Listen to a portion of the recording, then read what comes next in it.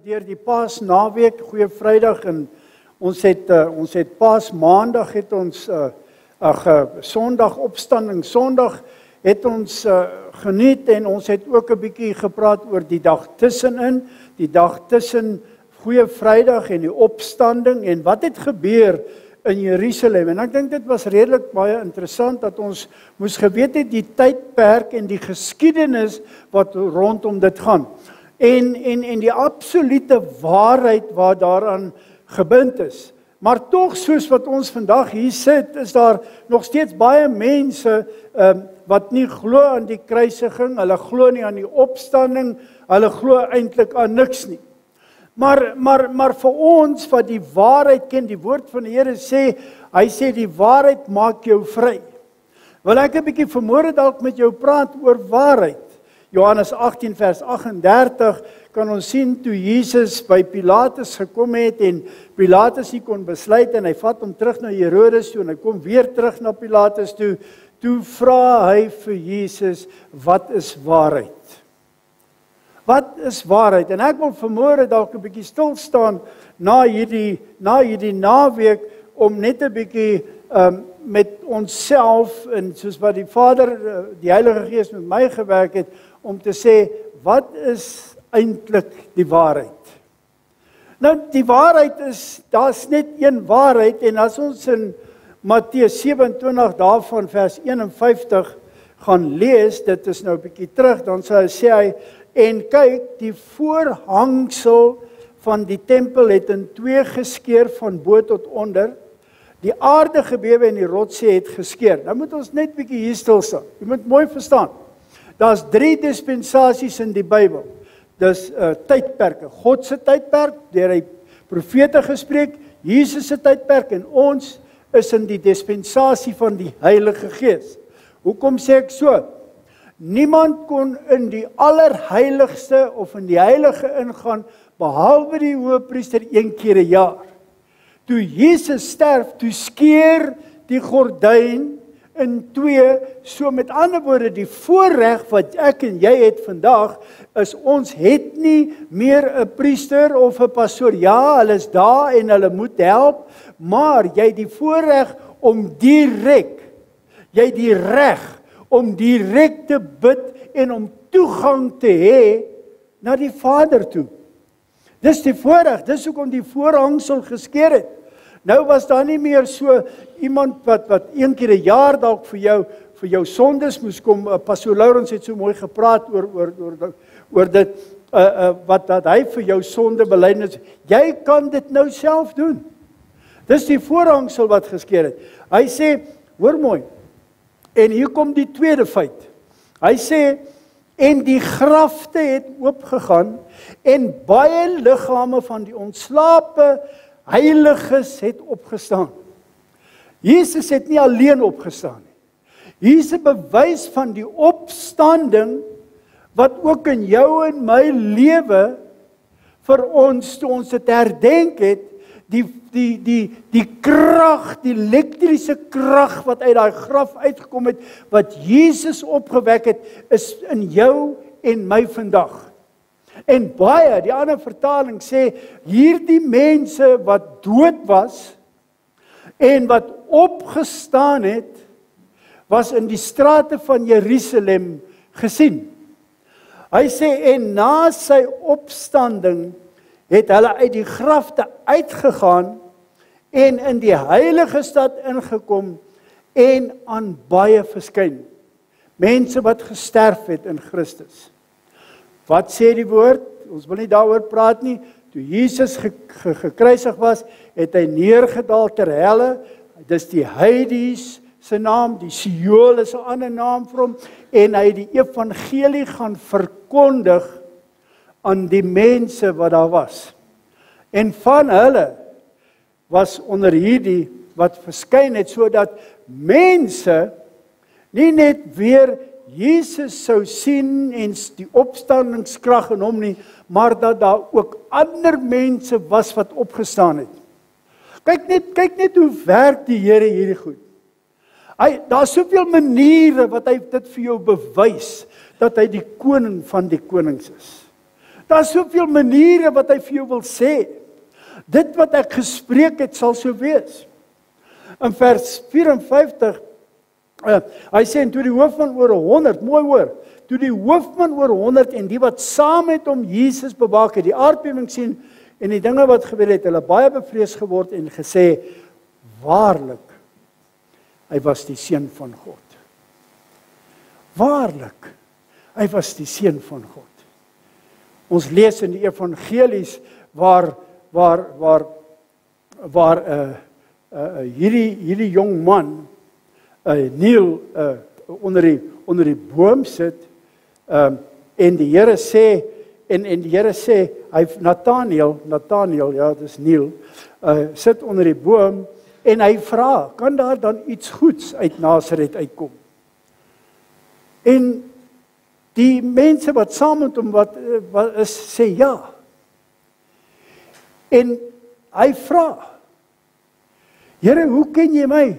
Hy sê, ek het jou onder die vyeboom gaan sit.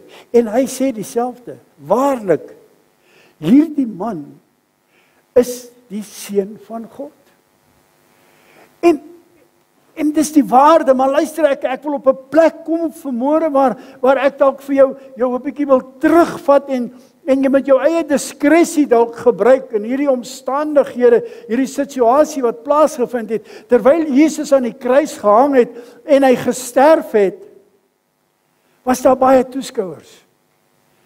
En die kerk wat hom gekruisig het, die woord sê dit nie, was teenwoordig. En onder hulle was daar 'n man met die naam van Paulus, wat sy naam op daardie stadium Saulus was. Kan julle dit 'n bietjie memoriseer en dink daaraan? Hy was daar. En toe hierdie man wat nie die Here ken, hierdie hoofman oor 100 sê, waarlik, hierdie was die seun van God. Ek glo, toe was die saadjie reeds in 'n sekere mate in Paulus se lewe geplant. Want ons ken sy verhaal op die pad na Damaskus, waarin hy neergeval het onder die lig. Maar sien hoe baie mense sê nog steeds in Matteus 28 daar vers 17, hy sê en toe hulle hom sien het hulle hom aanbid, maar sommige het getwyfel. Hoeveel mense sit in die kerk van vandag en hulle twyfel nog steeds oor die bestaan van Jesus Christus? Hoeveel keer praat jy met mense en dan sê nee, ek het my eie idee. Ek weet wat ek glo. En dis juist die punt. Daardie mense die dag, en ons het al gepraat oor die dag wanneer jou berou te laat is. Dan is dit te laat. Dan gaan mense terugdink aan hierdie goed. Ek loop donderdagmiddag loop ek hier van die kerk af en daar kom 'n man in die pad opgestap, gesond. Ek ken hom nie. Nuwe man wat ingetrek het. 20 minute daarna toe sê hulle vir my hy is dood. 20 minute. En ek het daai man so gestaan en kyk, hy daar geloop, toe loop hy so.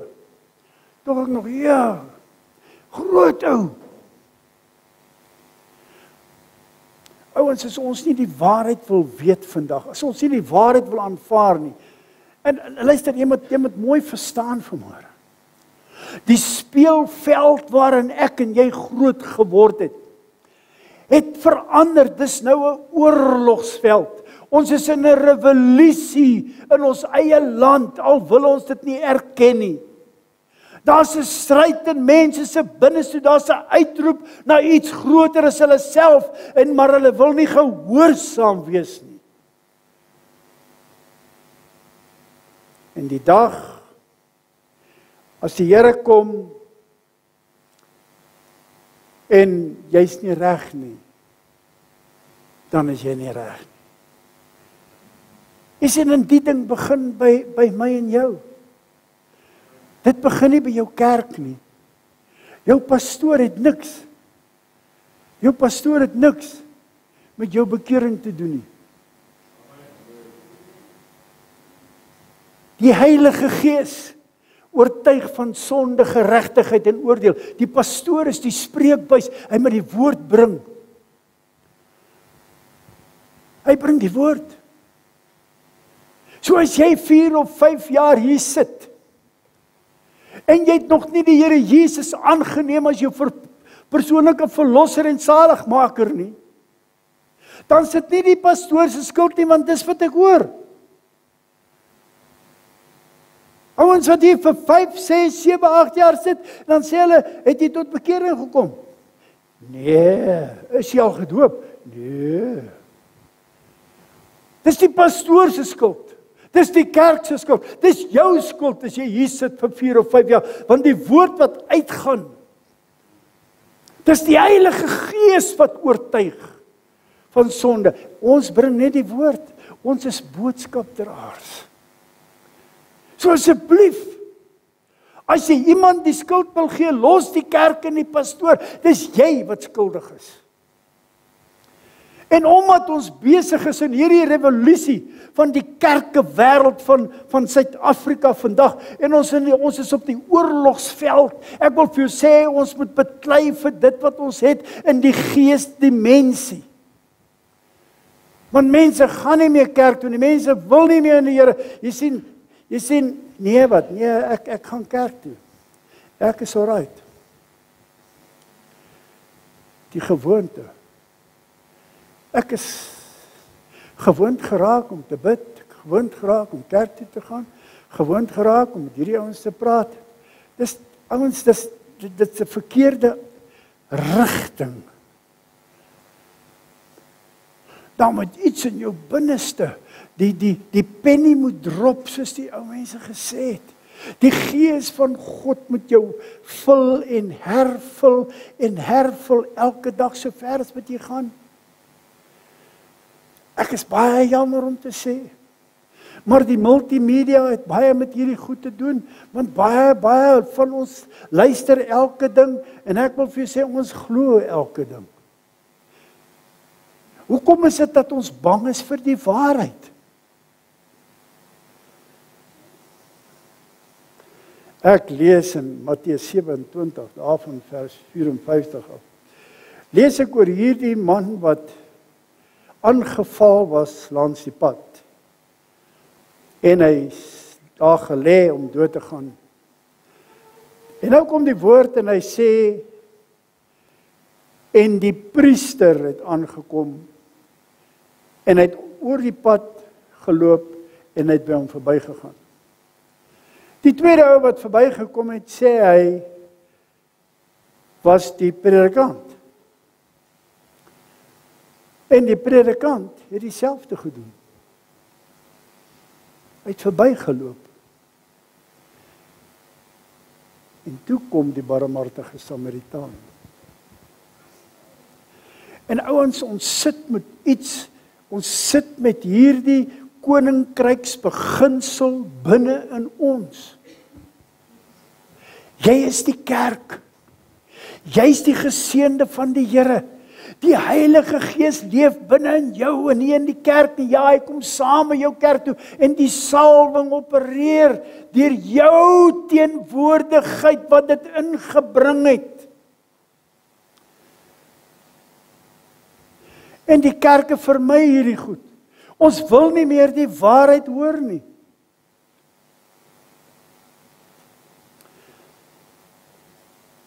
Wat is die probleem?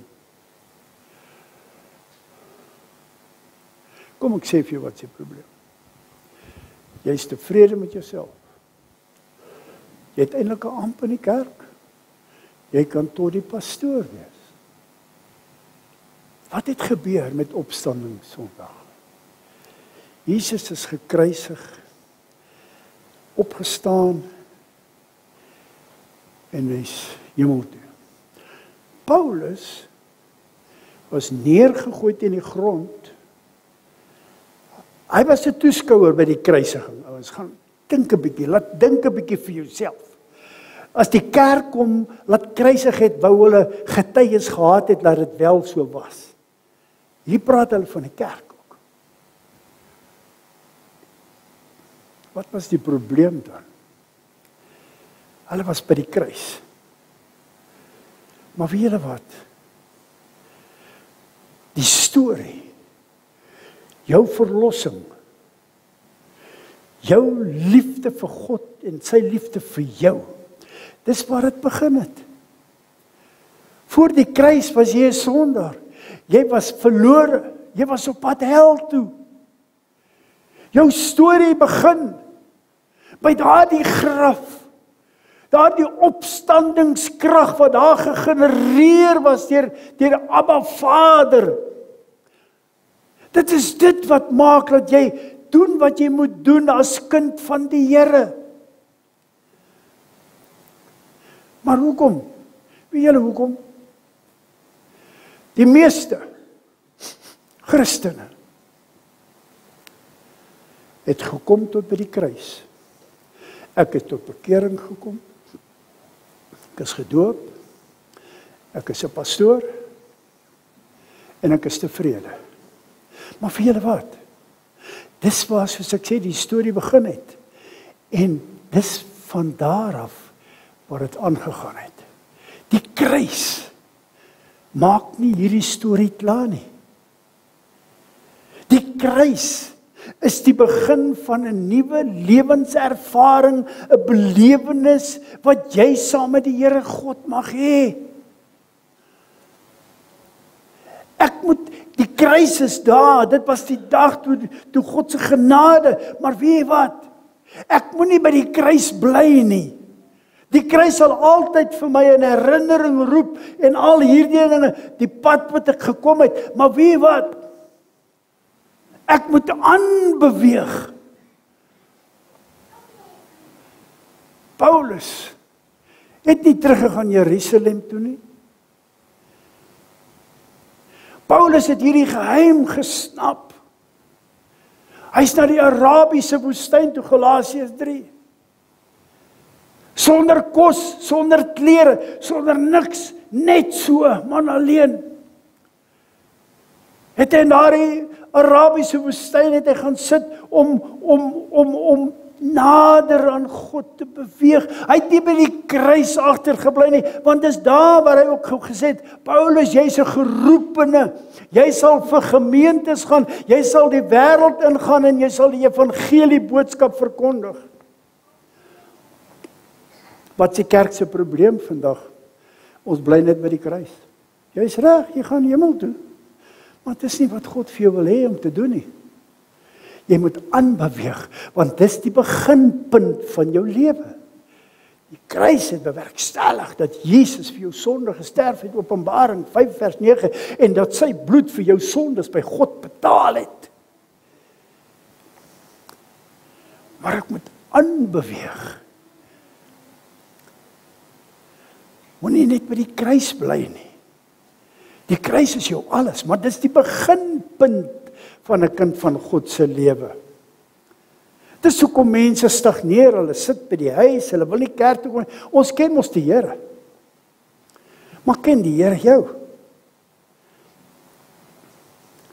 Jy's in 'n oorlogsone, my boetie en my sussie. Met jou geestelike lewe vermoere wil hy vir jou sê. Jy's in 'n nie meer in die speelveld van die wêreld nie, maar jy's in 'n geestelike lewe. Want dis hier, dis by die kruis waar jy aanbeweeg, waarin jy gemotiveer en waar die krag van die Heilige Gees, onthou, in jou begin opereer. Hy gebruik nie die pastoor om alles te doen nie, nee. Jy sit met die kosbaarheid van die Heilige Gees en die gordyn het geskeur. Ek het nie meer die priester nodig om sondeboeting te gaan doen vir my. Ek het nie. Ek kan ingaan. Ek kan ingaan. En ek het nie 'n selfoon nodig nie. En ek het nie baie goed nodig om my te help nie. Ek, Korintiërs 6:20, duur gekoop deur die bloed. Ek het die reg, Johannes 1:12. Hy het aan my die mag gegee om kind van God te wees. Ek het die voorreg om die vyand, om 'n demoon of om 'n gees aan te spreek in die naam van Jesus. En hulle gaan. Ek het hierdie goed baie beleef en gesien in my lewe. Maar moenie met daai goed Peter as jy nie reg is met die Here nie.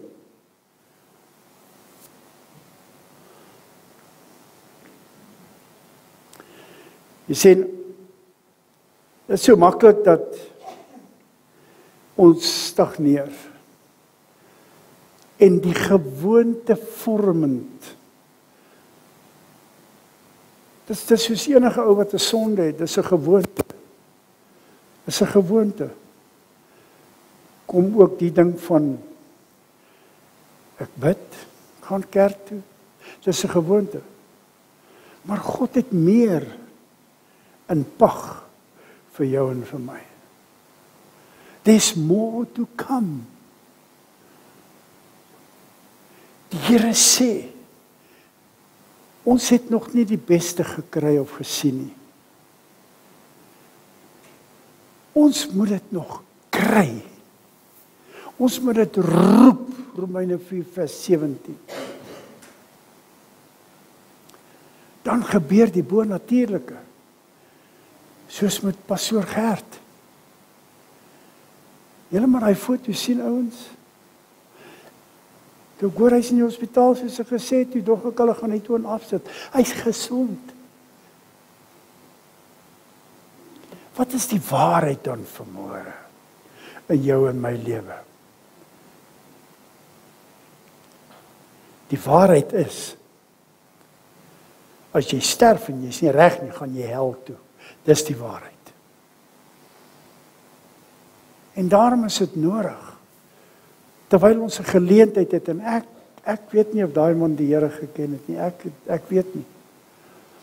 As so iets gebeur, dan bid ek en sê, Here, ek hoop sy siel was reg. Want as jy sterf, weet jy wat is die waarheid. Onmiddellik. Jy weet presies. Jou laaste asemteug is jou eerste een daar, en dan weet jy, ek is op die regte plek of ek is nie op die regte plek nie. Finies en klaar. Daar's nie ander goed nie. Dis die waarheid.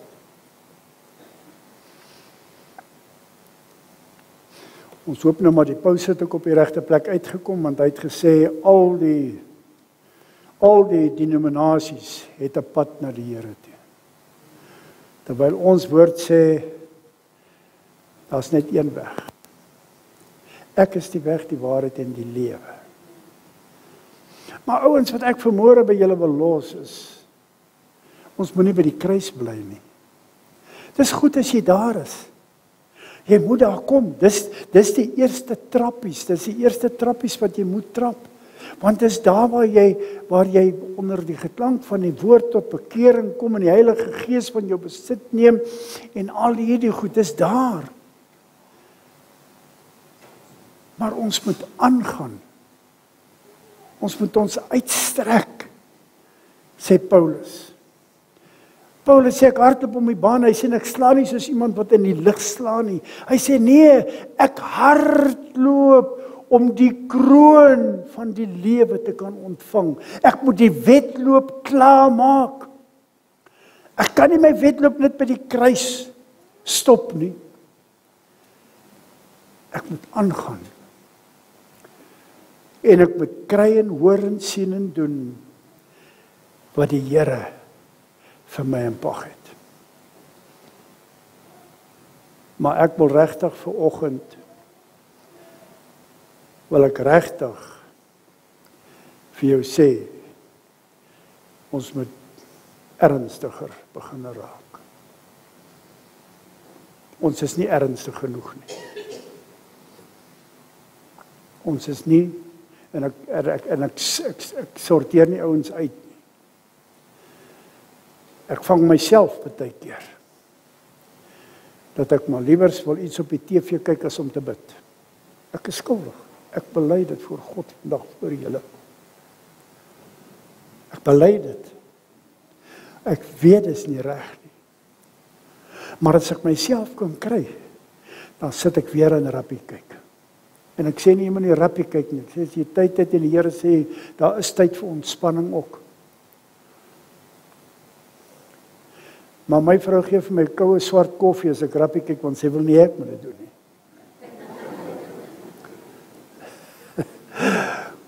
Maar wat wil ek sê? Dit gebeur so maklik. Dit kruip in jou lewe in. Dit gebeur dat 'n ou doen hierdie goed, 'n gewoonte. Dis net 'n pure gewoonte. Maar vanmôre is ek en jy die woord ontvang het, dan is my gebed vanmôre dat die Here ook vir my sal help om nie net by die kruis te bly nie. Daar's baie meer. Ek het al vir u gesê, op die planttafels van die hemel, in die argiewe van God se hemel, is daar 'n leer met elke ou se naam op. En as jy eendag daar kom en jy maak hom oop, dan sal jy sien, "Jo, ek moes eintlik die president van die land gewees het." Want God wil vir jou net die beste hê. Maar ek het so baie goedjies gemis, omdat ek nie in die diepere dinge van die woord van God begin delf het om te hoor nie. Daarom is dit nodig ons vir mekaar sal bid. Sê Here, hierdie gemeente en ook vir die ander gemeentes, ek bid vir al die ander gemeentes ook. Here, maak ons een, want in Johannes 14, Pastoor Lourens is ook reg, sê hy, Vader, maak hulle een soos ons een is. En ouens, dit is die moeilike deel, want jy gaan met my skouers skuur. Ek gaan nie altyd die regte dinge sê of doen waarvan jy hou nie, maar kom oor dit. Kom net oor dit.